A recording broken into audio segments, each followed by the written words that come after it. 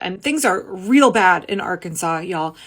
That is a state that went almost 65% for Donald Trump in the 2024 election. And they are suffering mightily right now directly as a result of Trump policies. The University of Arkansas did a recent study because farmers are filing for Chapter 12 bankruptcy at an alarming rate. There's a lot of things that are driving that. And before you say, I told you so, they all voted for it, it's going to hurt us too. So, just so you can own the red hats isn't necessarily the greatest way to look at this, because it's going to hurt us. And it's going to hurt a lot of people that really cannot afford to have it hurt them.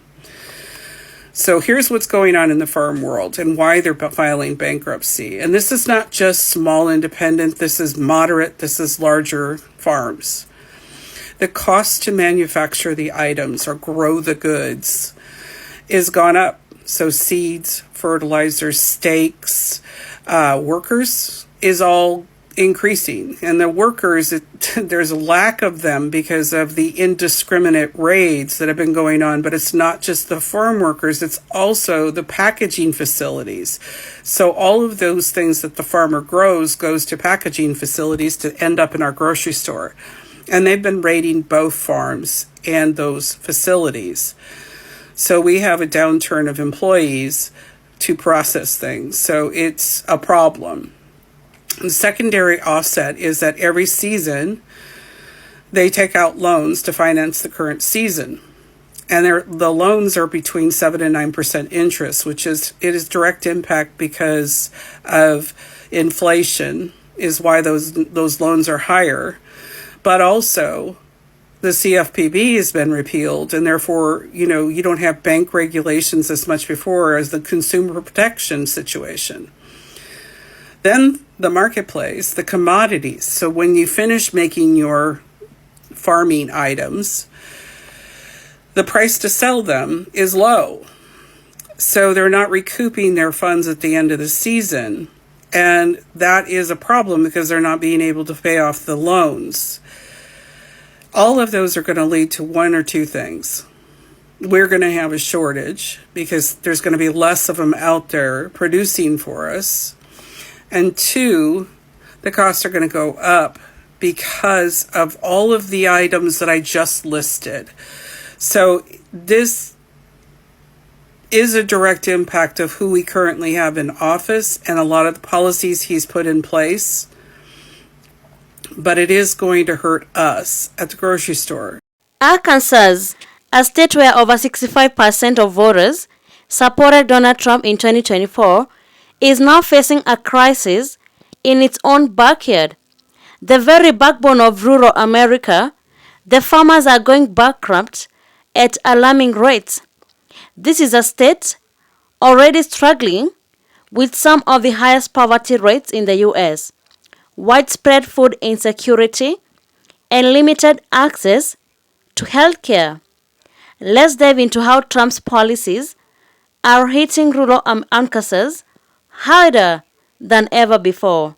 I live in rural Arkansas. And if you don't understand why people in rural Arkansas or rural America vote Republican, it's because of fear and jealousy. Jealousy that somebody has it better than they do, that they work their asses off, and most of them do. More education, because the education here is at the bottom of the tier. Maternal mortality, low. Education, low. Quality of living, low. Infrastructure, super low. There's no industry. There's no hope for these young kids in rural Arkansas to have a job. We had a chance to vote Chris Jones, an actual rocket scientist like myself who was educated and had a plan to bring jobs and infrastructure to Arkansas. But the people I talked to who in rural Arkansas will not vote for him because of his color of his skin. And they weren't nice when they described the color of his skin. So they voted for a sycophant, Sarah Huckabee Sanders, who is treating this like her personal money bank. There is no infrastructure here. The roads are shit. You can drive 2 hours. So my closest grocery store, besides Walmart, is 2 hours away. So if I go that 2 hours to go to that grocery store, the roads I have to take are barely have enough room for two people to pass each other. There is no cell phone coverage for over an hour and a half of that ride. And there's no hope to get those roads fixed anytime soon because there's no money. I say that, but lo and behold, what did Sarah do as of July of 2025? She has loaned and bought $55 million worth of Israeli bonds. So she's loaned Israel $55 million with a catch to give them 100 more million by the end of the year. When her people are fucking starving, they have no medical care. Hell, most teenage girls here are living at home pregnant with their moms. And they're living at home with their moms and their boyfriends. Because that's how rural America lives. There's nothing for these kids to look forward to. So why would they ever vote Republican? Because that's what they're told to do.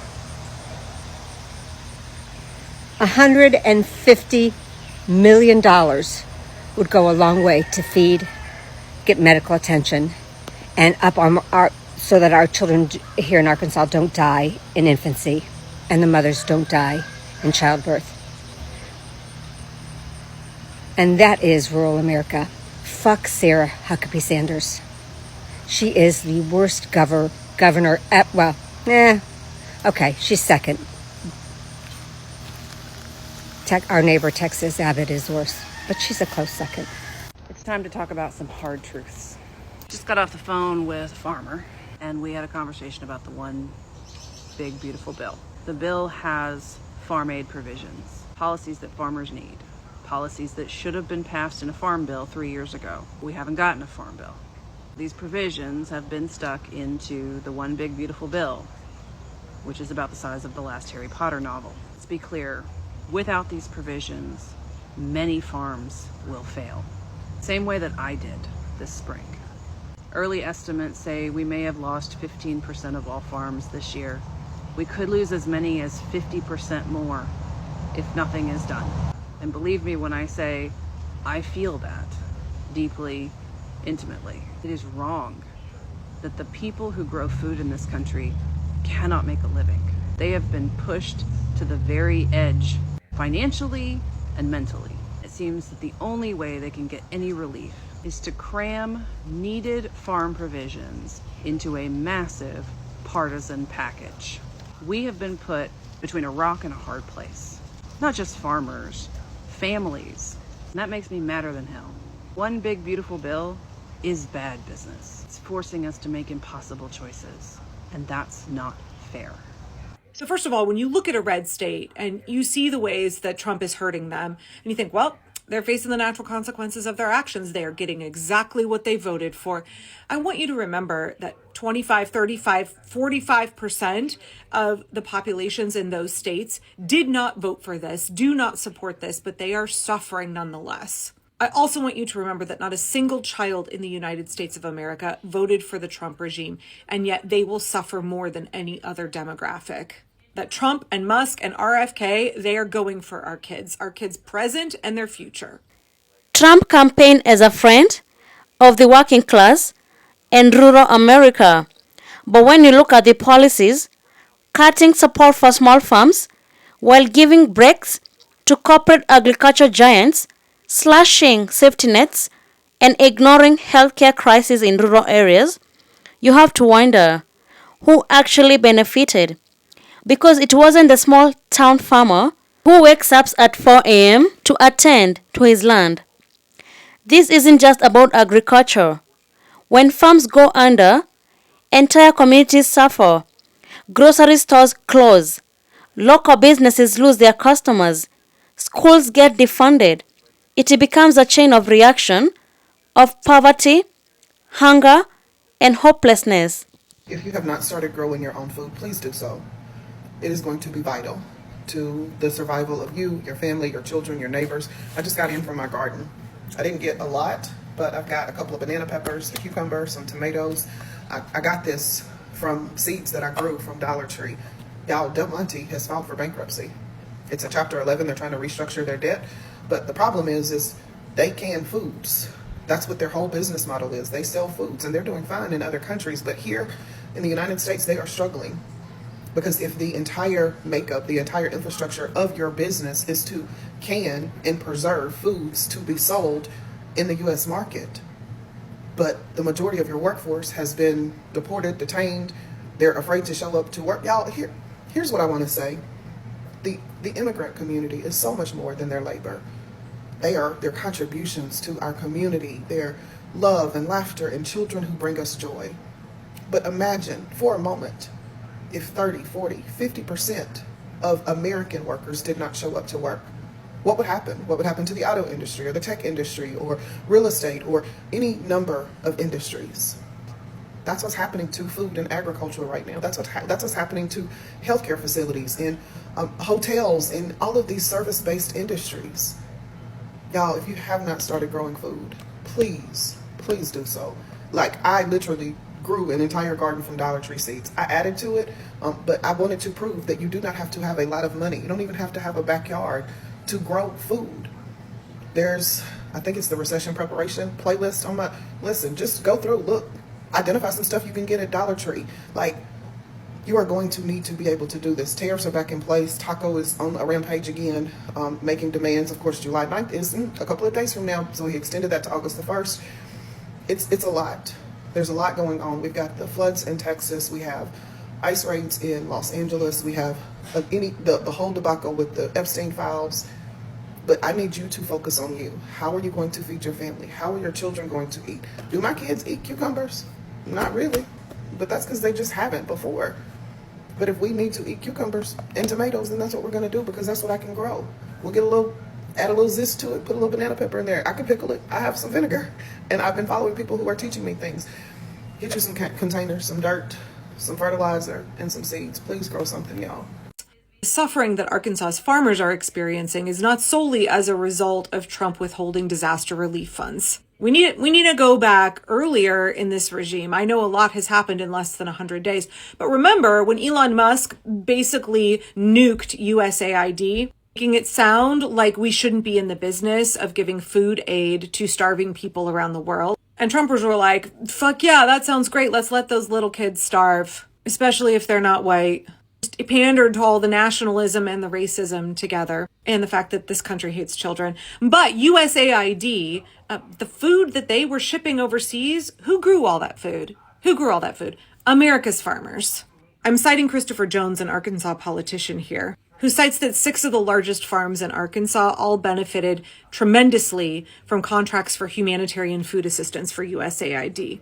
Heifer International, a charity that I have supported for more than 30 years, helps provide subsistence farmers around the world with livestock from rabbits to goats to chickens to cattle. They and their veterinarian training program are in Arkansas and face the loss of funding because of Trump. Sustainable aquaculture company Winrock International, which is in Arkansas, was funded 95% by USAID. Arkansas got a ton of money from USAID for agricultural research. For every dollar that USAID invested in ag research in Arkansas, they saw a return of $8.52. USAID was good business for Arkansas's farmers and ag researchers. But again, when they thought they were voting for Elon Musk to gut the government and turn off all of the welfare programs, they weren't really thinking about agricultural welfare. They weren't thinking about the way that we, as the public, fund all kinds of services and programs that are connected to the ag industry. They didn't really think it was going to hurt them. And we've seen farmers all across the country, including Arkansas, lose access to their grants from the Department of Energy, the FDA, the USDA, the EPA. We've also seen agriculture research in general be completely shut down with the gutting of the NIH, USDA. Disastrous consequences of Elon Musk taking money that was going to really important research, not just biomedical research, but also agricultural research, and taking that money and putting it right in his own pockets. All of that had already hurt Arkansas's farmers before we saw these floods. And then, according to the Arkansas Advocate, the floods on April 7th resulted in $78.9 million of crop-related flood damage. University of Arkansas says that most of the damage was to the rice industry, but in total, 260,000 acres were flooded. That is fully 1/3 of the planted agricultural land in the state. Corn, rice, and soybean farmers are all heavily impacted. What happens when the hands that feed the nation can no longer feed their own families? What happens when political loyalty clashes with painful economic reality? The story of Arkansas is more than just bankrupt farms. It's a warning sign of what happens when working class Americans are used for political gain and then left behind. These farmers didn't just lose money, they lost generational legacies, land that has been in their families for decades, and the stability their communities depended on. All while the policies they voted for, the regulation that benefits corporations, cuts to agriculture subsidies, rising interest rates, and a healthcare system that remains broken, continue to squeeze them dry. It's not about Republican or Democrat anymore. It's about survival. It's about waking up to the reality that political promises mean nothing if they don't protect the people on the ground. And as more farms shut down, more families sink into poverty, more communities face collapse, it's time for the people of Arkansas and all of rural America to ask the hard question: who's really fighting for us? And how much longer can we afford to be loyal to leaders who aren't loyal to us? Thank you so much for tuning in to today's video. If you found value in what you shared, kindly consider subscribing so you never miss any update from my videos. Your support really means a lot and it helps us keep bringing you more insightful content. Thanks again and see you in the next video.